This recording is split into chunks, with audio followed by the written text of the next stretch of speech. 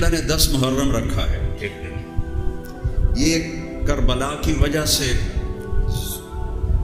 مشہور ہو گیا، لیکن یہ پہلے سے اللہ کے ہاں مشہور ہے۔ آدم علیہ السلام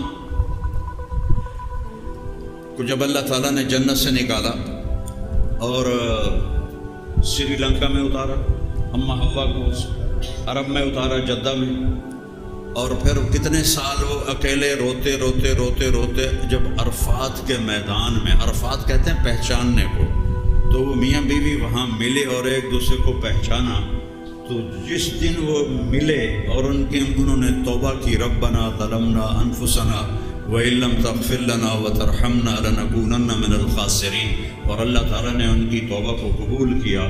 وہ 10 محرم تھا، 10 محرم تھا۔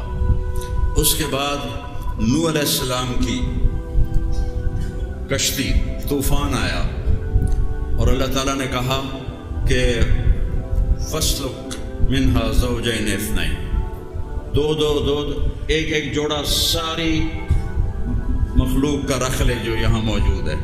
تو ایک تصویر جمل میں نے پڑھا تھا کہ سب سے پہلے نوح علیہ السلام نے چونٹی کو اٹھا کے رکھا، چونٹی کو، اور سب سے آخر میں کھوتے کی باری آئی، تو نوح علیہ السلام نے کہا ادخل، آجا، تو اس نے 2 ٹانگیں اندر اور 2 باہر، کھلوتویا۔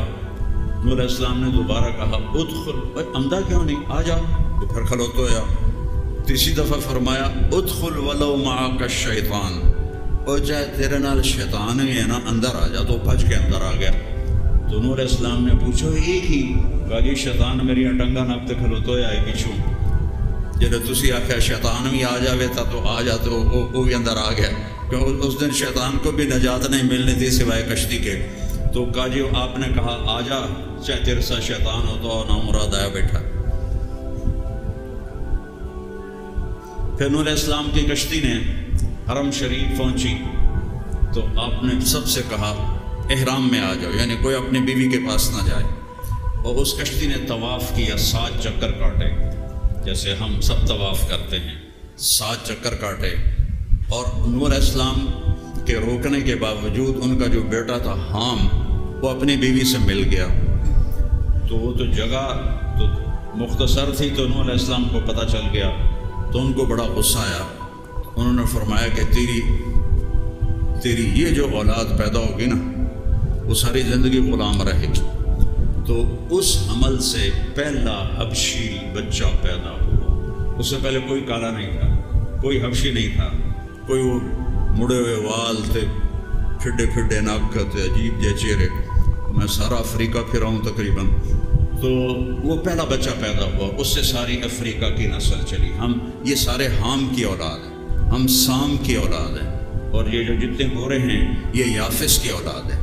تو نوح علیہ السلام کی کشتی جب طوفان ختم ہوا، وغیض الماء وقضی الامر واستوت علی الجودی، اور وہ جودی پہاڑ کے ساتھ لگ گئے، کھڑی ہو گئی، اور ان لوگوں نے نجات پائی، تو وہ 10 محرم تھا۔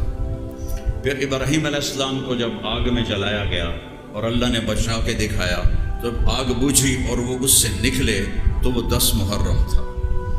پھر موسیٰ علیہ السلام نے جو سمندر پار کیا اور فرعون اس میں ڈوبا اور بنو اسرائیل کامیاب ہو کے پار نکل گئے، وہ 10 محرم تھا۔